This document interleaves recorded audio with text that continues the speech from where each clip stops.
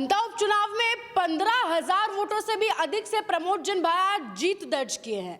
वहीं बार बार चर्चाएं हो रही है कि नरेश मीणा हार गए, मोरपाल सुमन हार गए, लेकिन असल में कौन हारा? असल में वसुंधरा राजे इस उपचुनाव में हार गई हैं।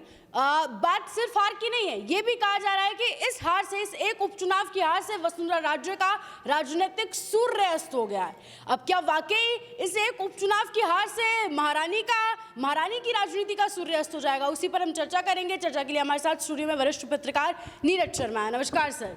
नमस्कार मैडम, धन्यवाद बहुत बहुत। हाँ, अंता उपचुनाव का फाइनल रिजल्ट आ गया। प्रमोद जैन भाया अंत में जीत दर्ज किए। जहां एक तरफ मोरपाल सुमन को कोई बाजीगर बता रहा था, नरेश मीणा के लिए अपार जन समर्थन सभी को दिख ही रहा था, लेकिन बाजीगर असल में निकले प्रमोद जैन भाया। 15,000 से अधिक वोटों से बढ़िया जबरदस्त जीत दर्ज की है। लेकिन असल में हार की सबसे ज्यादा चर्चा हो रही है वसुंधरा राजे की। बिल्कुल ऐसा है, राजनीतिक गलियारों में जो चर्चा चल रही है, लोगों का यहां तक कहना है कि निश्चित तौर पर बड़ा डेंट है वसुंधरा राजे की राजनीति पे। और कारण जो इसके बताए जा रहे हैं, आप समझिए, सिलसिलेवार वो उस क्षेत्र से रानी है, वो उनका अपना क्षेत्र है, वहां की वो लोकल है।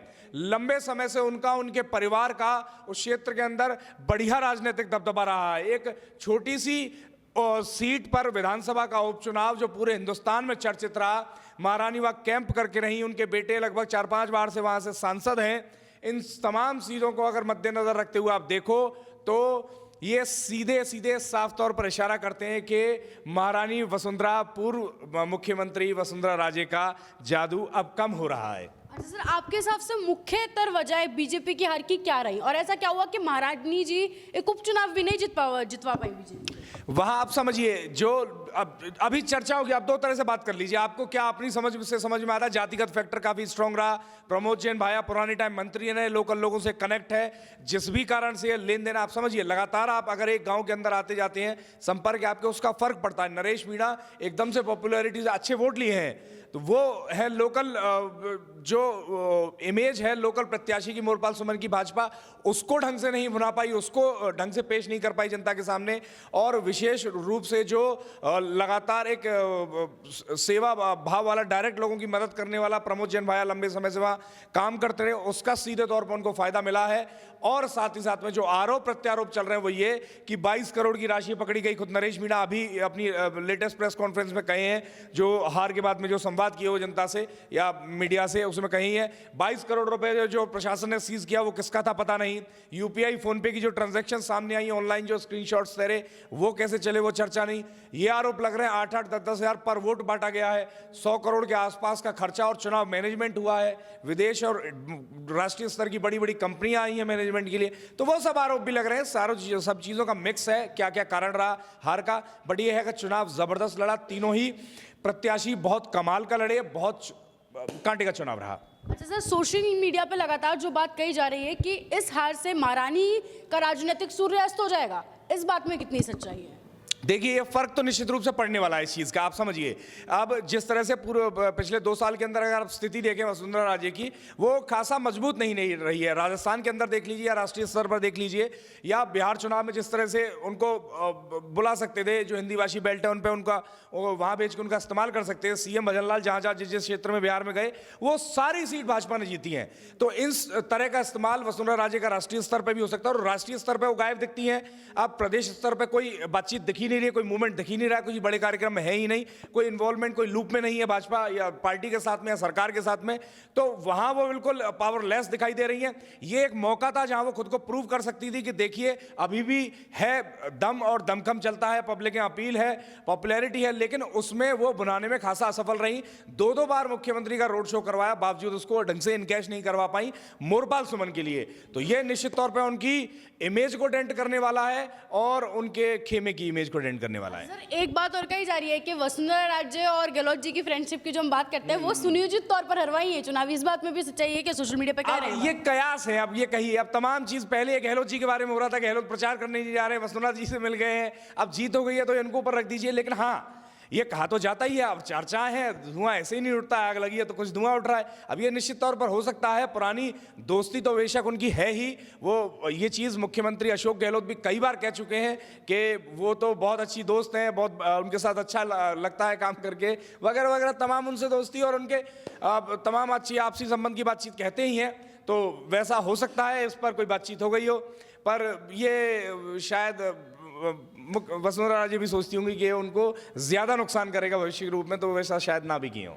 अच्छा सर, मंत्रिमंडल विस्तार की चर्चाएं भी अब जोरों पर हैं, तो क्या उसमें वसुंधरा गुट को खासा नुकसान होने वाला है? जबरदस्त नुकसान होगा, निश्चित रूप से नुकसान होगा। आप समझिए, जब आपकी ताकत कम होती हुई दिखाई देती है तो जो सबसे पहले जो साथ छोड़ते हैं वो आसपास के लोग ही होते हैं, वैसा होता है।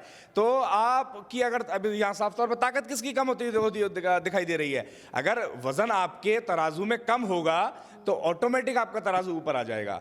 तो अगर ताकत कम होती हुई दिखाई दे रही तो तवज्जो भी कम होगी और शायद इसका असर मंत्रिमंडल विस्तार पे भी दिखेगा उनके। इसीलिए मैंने खेमे बोला, पहले भी मैं कई बार वीडियो में कह चुका हूं, वसुंधरा खेमे को ज्यादा नुकसान होगा उनको डायरेक्टली होने की बजाय। क्यों? क्योंकि वसुंधरा राजे को मंत्री नहीं बनना है, उनके खेमे के लोगों को मंत्री बनना है। तो ज्यादा नुकसान उस खेमे को है जो वसुंधरा जी के आसपास है और जो वसुंधरा गुट कहते हैं, जिसको वसुंधरा खेमा कहते हैं, उनके खास कहते हैं, खासम खास कहते हैं, उनको ज्यादा नुकसान होने वाला है। क्योंकि वो तो मंत्री नहीं बनना चाहते, उनके आसपास के लोग बनना चाहते हैं। जी अच्छा सर, उनके बेटे दुष्यंत सिंह की राजनीति पे कितना असर पड़ेगा? लगातार सांसद रहे हैं, फिर भी एक उपचुनाव में उस क्षेत्र से 50-50 बराबर है, दोनों के लिए ही बराबर है। क्योंकि इमेज जो दाव पे लगी थी वो दोनों की लगी थी। पुराने सांसद हैं, वहां के राजा भी है, राजा दुष्यंत आपने देखा क्या जबरदस्त नारे लग रहे थे उस रैली में, उस रोड शो में, लेकिन बावजूद उसके नारे ही नारे लग रहे थे, वोट नहीं पड़ पाए उस नारे के नाम के।